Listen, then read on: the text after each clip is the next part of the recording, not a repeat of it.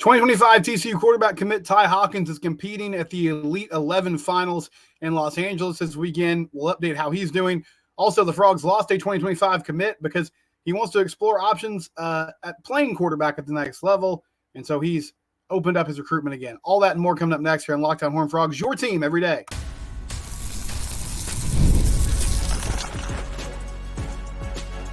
You are Locked On Horned Frogs, your daily podcast on the TCU Horned Frogs. Part of the Locked On Podcast Network, your team every day. Locked On Horned Frogs, your team every day. Subscribe to the YouTube channel. We're also available wherever you get your podcast. I'm coming to you from an area southwest of Houston today, is where my in-laws live. We're visiting down here. We're going to go on a family vacation down to the beach, but Tropical Storm Alberto caused a big storm surge that flooded the beach we were going to visit. So family vacation got postponed. We're going to roll along here on Locked On Horned Frogs instead, which is great. A lot of news going on in TCU sports. And we're going to start where we've been a lot lately, which is on the recruiting front. A current commit, Ty Hawkins from San Antonio, quarterback. He's the 2025 QB for the Frogs. He was the first commitment of this class. He's been kind of the centerpiece since this thing got started for this particular class of high school recruits.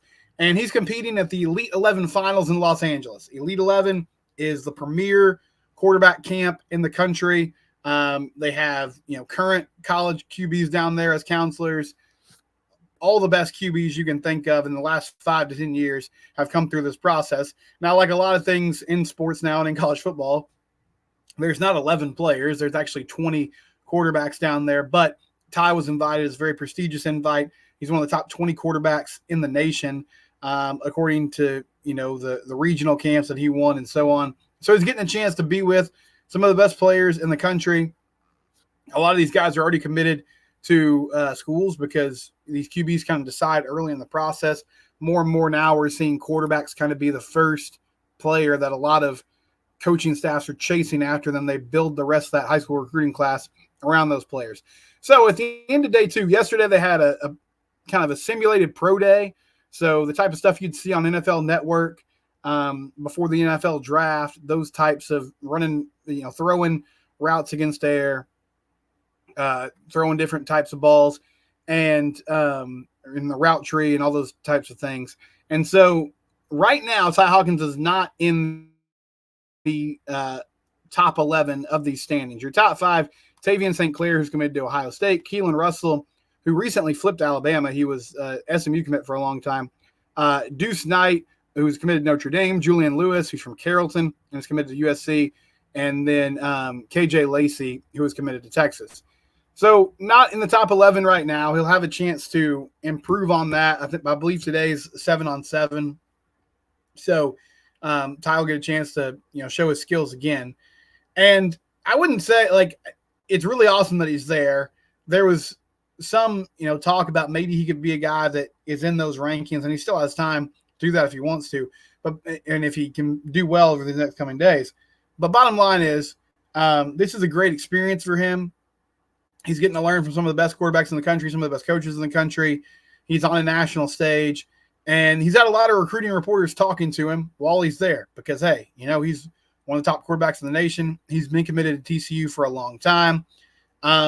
No real news of note except to say that Oregon is still talking to him. And Oregon has been talking with Ty for a long time. And this is part of the deal. When you bring in highly rated players, blue chip players, the 4- and 5-star players that a lot of you have said over and over again, these are the types of guys that we want on campus, that we want TCU getting committed and getting signed, then they're going to get recruited by other schools. So Oregon is involved. Now, Oregon currently has Akili Smith Jr., as a quarterback commit for the 2025 class. And then also he took a visit to SMU. I believe he's got some family ties there. His sister goes to SMU. SMU recently had Keelan Russell back off his commitment and flip to Alabama. But it feels like Ty's relationship with Kendall Briles is really strong. I mean, he's always had super positive things to say about TCU. He flashes up the Go Frogs. He talks about how excited he is to get on campus.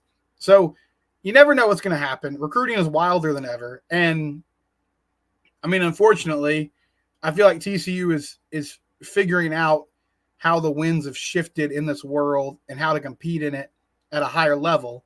but there's also just kind of the monetary aspect of things now with name, image, and likeness. But I think TCU's in a really good place with the relationship they built with Ty Hawkins, and he's got incredible arm strength. He looks really polished for a guy going into his senior year of high school, super athletic, and he's getting to show off these skills at a high level at the Elite 11 camp. And TCU is one of the few schools in the country. Haas Haney was also at this event last year. So Kendall Browse has done a really good job since he got on campus of identifying talent at that position, kind of narrowing down, okay, these are the guys we want. These are the guys we're going to pursue. And then he goes and gets them. And he's done a great job so far. He landed Haas Haney almost immediately once he got here. And then shortly after that, got Ty Hawkins on board. And this 2025 class, which has had a ton of momentum over the past few weeks. And they've done some really good things, especially defensively. We've talked about the energy that Andy Avalos has brought to the proceedings since he got here.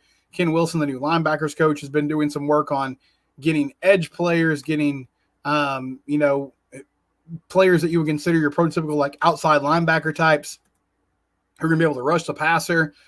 All that's gone really smoothly since those guys got on the defensive staff, and the offensive staff also seems to have a lot of energy and juice and momentum as they're trying to close out this 2025 class. So we'll keep an eye on how Ty does the rest of this this recruiting cycle through the Elite 11 process. And then I'm excited to watch his senior year play out. I mean, this is still the off season, and he's a guy that puts on a great show at games, that has great game tape, and I expect that to continue through his senior year. Another note for the 2025 class specifically. So one interesting player or athlete that's been a part of this class also for a long time is Chris Jimerson, who is a player at North Crowley, and he's been a quarterback at North Crowley. Last season, he was the District 3 6A MVP. He threw for over 3,000 yards, had over 1,000 rushing yards, 40 passing touchdowns, 12 rushing touchdowns. And Chris is a little undersized. Most players or most schools at the Power 4, Power 5 level have been recruiting him as not as a QB, but potentially a wide receiver, maybe a defensive back. And so he committed to TCU a while back, and TCU's done a nice job. Sonny Dykes and his staff have done a nice job of identifying talent in that area. North Crowley has really become one of the premier programs in the 6A landscape in the last few seasons. And Jimerson took to Twitter yesterday, and he said, "I'd like to express my gratitude to Coach Meacham and the entire TCU coaching staff for believing in me and providing me with the opportunity to play the sport I love at a higher level. After careful consideration, prayer, and discussions with my family, I've made the difficult decision to decommit from TCU as an athlete and pursue my opportunities as a quarterback at the collegiate level. While this decision was tough, I believe it's the right one for me. I'll share my final decision soon, and I ask for your understanding and respect during this time." So they're losing Chris as he's going to decommit and look at other options, and he made it pretty clear there. He wants to play quarterback. And you know what? I mean, as an outsider who's kind of detached from that decision-making process, I think it's easy for a lot of people to say, well, why don't you just make the change? Like everybody's telling you, you're not going to be a QB at the next level, even though I know he has a North Texas offer, and apparently North Texas is interested in him being a quarterback. Like they would let him play QB at the next level. I'm sure there are other schools that have said similar things. But when you play at such a high level at that position in 6A, which is, the height of Texas high school football, I totally understand why you'd be sitting there like, I understand what everybody's telling me, but I think I can do this. I want to play quarterback at the next level. And it's a bummer because he is a great athlete. He'd been communicating with Coach Meacham, so I assume the plan was kind of inside slot receiver, also a guy who could be super effective on special teams, maybe in the return game. But there are a lot of different opportunities to just get the ball in his hands and let him go to work. He wants to go play at a place, though, where he can have a chance to play quarterback. So best of luck to him. I hope he ends up in a good spot. And, one thing about this, too, is I'm not wishing for this or advocating this, but one thing that Sonny Dykes, I think he understood this sooner than most did, because I heard him talk about it on an interview one time. They're asking him on the ticket, like, okay, when you're how do you not get overwhelmed by all the possibilities in the transfer portal? Like, how, as a coach, do you kind of zero in on these are the players that we need to pursue? Because there's so many different players that you can scout before they even hit the portal, once they get in the portal. And he was like, well, we kind of break it up into a couple different categories. One is guys we had a previous relationship with. So recruited them out of high school, got to know them and who they were, and just had a good rapport with them before they eventually went somewhere else. And then guys from the area, from Dallas-Fort Worth, right? So that's how they sort of narrowed the field to, okay, these are the players that we really want to focus our energy on as far as recruiting, scouting, and knowing who they are, what they're about, what they've done at the previous stop, because those seem like the most realistic possibilities if and when they hit the portal. And I think this is another example of, doesn't sound like there's hard feelings here. They're very upfront with Chris from the beginning, like, hey, this is what we see you as a player at the college level. He has different ideas for his future, which is fine. If he becomes available later on in his college career and is maybe willing to make that switch, then I think TCU would have a great chance to reopen communication, right? But for right now, he's going to pursue playing QB at the next level. And, I mean, best of luck to him. As I said, I think that'd be really tough. If you're playing at such a high level in high school, you know, at the 6A standard, like, it would be difficult to say, well, I know everybody's telling me this, but man, I really think I can cut it as a QB. And if somebody's going to give me the opportunity, I want to take that chance because this is where I'm most comfortable. This is where I want to play. So Chris Jimerson decommits and is going to look into playing quarterback at the next level. Ty Hawkins competing at the Elite 11 finals. When we come back, we're going to talk some basketball. The NCAA, they have a really bad idea, and it sounds like, despite a lot of protests, they're just going to go through with it. I'll tell you what that means next on Locked On Horned Frogs. It's your team every day. You can wing a lot of things. You can kind of mess around with stuff and figure things out on your own. Maybe, you know, tinker with different things around your house and watch YouTube and figure out the right way to do it. But one thing you don't really want to mess with is your car. When it comes to finding parts for your car, fixing your car, whether it's, you know, fixing something that's broken or just leveling it up to a new level of performance, eBay Motors is where you need to go. They have millions of parts for your MVP. Win every time with parts that fit your ride. One thing I love about eBay Motors, as someone who is personally not super well versed on, you know, how to fix cars, what parts go with what vehicle, you can put the make and model of your car in the eBay Guaranteed Fit program. Then you can add the part to your cart, and they'll tell you right away, yes, this will work for your car. No, it won't. So you don't have to order something. Oh, man, that didn't fit, and I got to send it back, order something else. Am I rolling the dice again? You can have the peace of mind knowing that you're getting the right part for your car with eBay Motors and their eBay Guaranteed Fit program. That's only available to U.S. customers, but win every time with eBay Motors. ebaymotors.com. Again, that's ebaymotors.com. You'll burn rubber, not cash. All the parts you need at the prices you want. It's easy to make your car the MVP and bring home huge wins. ebaymotors.com, proud sponsor of the Locked On Network.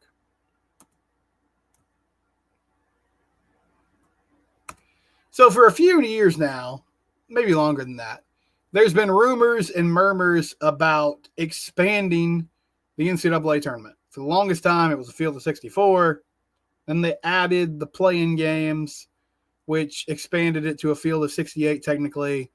And they have those games in Dayton, Ohio, which, I mean, I think it's cool for the 16 seeds to have an opportunity to win a tournament game, even though that used to be an impossibility. Now it's not. We've seen a couple 16 seeds pull off huge upsets. But I thought it was good for schools like that. Sometimes it allowed some of those 11 seeds that were coming in as playing teams to build some momentum. I mean, VCU made the Final Four one year. We saw it firsthand with TCU playing a Jim Boeheim-led Syracuse team that just kind of snuck in the tournament. They won their playing game. They beat the Frogs in round one, running that, you know, famous 2-3 zone, matchup zone that he used to run all the time. And then I think they upset Michigan State in the next round, if I'm not mistaken. But, you know, that goes on midweek. You don't necessarily have to pay attention to it if you don't want to.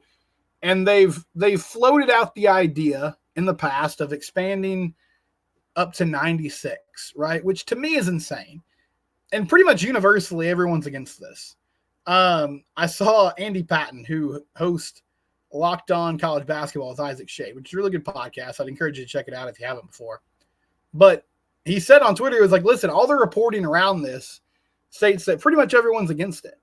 But basically, the NCAA wants to make more money, so they're going to push through and do it. And an NCAA committee presented a proposal to Division I conference commissioners with an expanded field for the NCAA tournament. They would expand for now to 72 or 76 teams with additional at-large selections as well as one additional first four site. So having, one additional or two additional more playing games, up to 8 more teams going to a field of 76. And, I don't love this idea. I think in sports, it happens all the time. And again, as Andy kind of laid out there, it's really just about more revenue and more money. For the longest time in the NFL, we had like 4 or 5 Thursday night games a year. It's like, okay, post-Thanksgiving, you got some Thursday night games. And then it was, actually, we're going to play Thursday night games all season long. We're going to add a wild card team and expand the playoffs. Major League Baseball, we're going to add some wild card teams, expand the playoffs, have more tournament play, right? It all just comes back to getting more cash, getting more revenue. I think the field of 68 is great. It's the NCAA basketball tournament is one of the few things in college sports that really does seem perfect. You get great upsets. You typically also, even with the upsets that you have in the first couple rounds, which those Cinderella stories are a ton of fun, and it's maybe the best thing about the event. In most cases, in most years, you have your exceptions, but you get really good teams in high-level basketball in the Final Four and in the championship game. And so it's a good mix of, you see these great stories, you see these great teams that these mid-majors pull off these huge upsets, and then at the end of the day, you typically get the best of the best playing at a high level in the championship rounds. So to expand that field and to dilute it, to me, it's just insane. The other interesting thing about it from a TCU perspective is, the Big 12 already gets 8-9 teams in each and every year. Like, they have established themselves. UConn's won the last few national titles in the Big East. It can kind of run a victory lap for that. But top to bottom, the depth of Big 12 basketball is insane. So I guess it would give the league more opportunities to put more teams in, which could benefit TCU from the aspect of just getting in the tournament.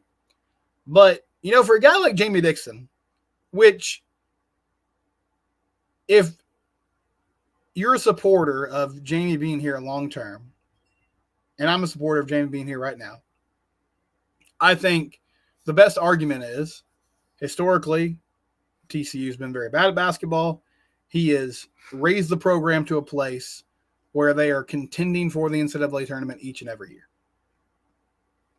Now, we'd love to eventually see them make a run, but he's gotten to that threshold, which is a place that no TCU coach has really gotten to consistently.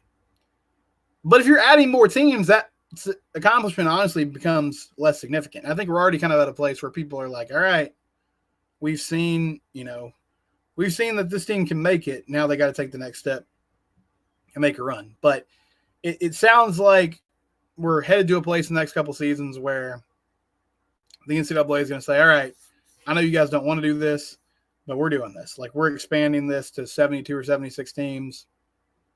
There's maybe more at-large teams. There's maybe some more first 4 games, and you have to deal with it. Another basketball note I wanted to talk about. Men's and women's teams are both on campus, going through summer workouts, going about their business again, getting ready for the season. If you didn't realize this during the transfer portal or during the offseason, TCU women's basketball has put together a very talented roster. Sedona Prince is back. She's coming back for like year 8, and that's kind of a joke, but also not a joke. She has eligibility left. She got a hardship waiver because she broke her hand last year. She's going to be back for another season. Madison Connor, one of the Frogs' leading scorers from last year, also back, but in the transfer portal. The big name, Haley Van Lith, who was like a 20-point-a-game type scorer at Louisville, transferred to LSU, didn't really have the season she wanted. She's now coming to TCU. She's also playing this summer in the Paris Olympics in the 3-on-3 basketball event. So she'll be part of that USA team, which is awesome. And she's going to be a Frog this upcoming season. Mark Campbell's done an incredible job in the portal finding talent. Also, Maddie Shear from Kentucky, who was at Oregon before that and is, another big-time scorer who can fill up. Taylor Bigby from USC, who's been a good bench player for the Trojans for a few years. Donovan Hunter, who was a starter on an Oregon State team as a freshman that went to the Elite Eight this past season. So big-time exciting things happening really in both the men's and women's programs, but especially for Mark Campbell and that women's team. Just something to keep an eye on this offseason and going into the year. That's going to be a team to watch because, at least on paper, they look really solid. And I think they have the talent to compete at the highest level of the Big 12. When we come back, we'll get some audience reaction, wrap things up. It's Locked On Horned Frogs, your team every day.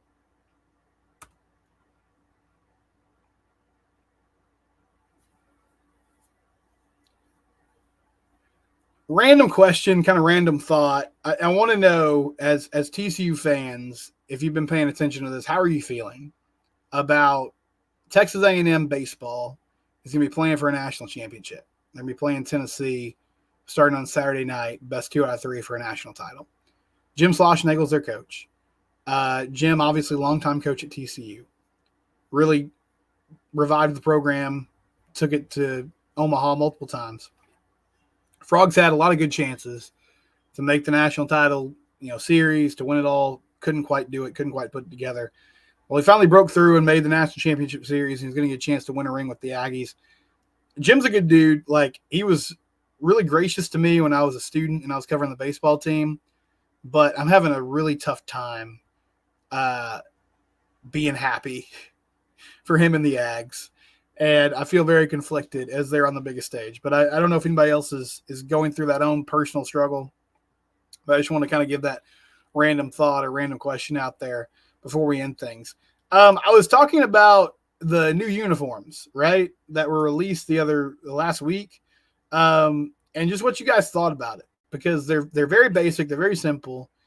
They're kind of an homage to the NFL Color Rush unis in that they're just all kind of monochrome, purple jerseys, purple pants, chrome helmets, right? White jerseys, white pants, white helmets.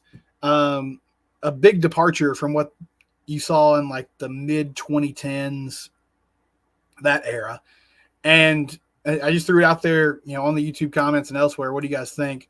My buddy Wyatt Harris. Good to hear from you, Wyatt. He said chrome helmets are always cool, but I can't help but feel like they flopped, abandoning the spiked collars. Yeah, the spiked collars, I think they were a little controversial. Not controversial, people just had opinions about them. Some people liked them, some people didn't. Divisive maybe is a better term. I always thought they were really cool as well. I thought they were awesome. I'm going to miss that. I'm going to miss a lot of the cool accents and designs that they had because they just took pretty much all of it away with this new upgrade. Timbo said I'm all for new uniforms. New team, new look. He feels like last year the team cursed the spikes around the collar uniforms. Maybe so. I mean, last year was it was a disaster in a lot of ways. So, hey, I'm all for a fresh start. If it makes the guys feel good and gives them a chance to kind of regroup, that's awesome. Jacob Langford said, not sure how I feel about the new uniforms either, but we'll see how we play in them. I mean, that's the ultimate thing, right? I said, if they win a bunch of games, I'll feel fine about it. But I'm pretty underwhelmed by the uniform upgrade by Nike. Again, though, I think some people are going after TCU. I would just say Nike's really making these decisions. I mean, I'm sure TCU has a lot of input in it, but ultimately, they go with the people who are designing their apparel. And so they're a big part of that process, too. We'll be back tomorrow. It's Locked On Horned Frogs. It's your team every day.